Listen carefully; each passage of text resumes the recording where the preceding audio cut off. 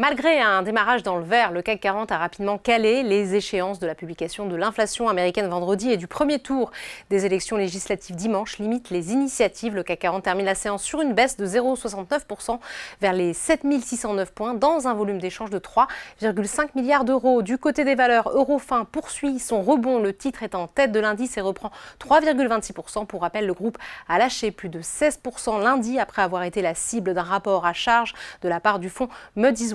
Des accusations portant notamment sur la transparence et la régularité des comptes qui ont tout de suite été démenties par le principal intéressé. À la hausse également Téléperformance qui avance de 2,05%. À l'inverse, Bouygues chute de son côté de 2,71%.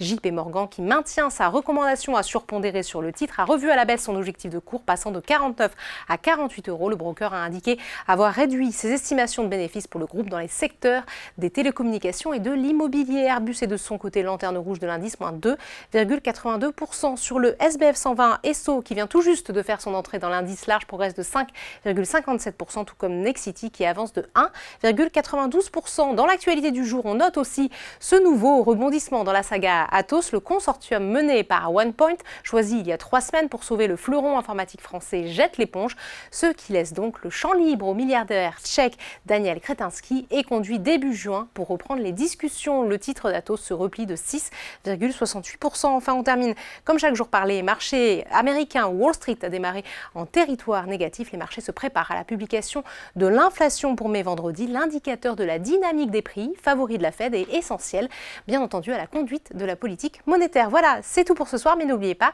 toute l'actualité économique et financière est sur Boursorama.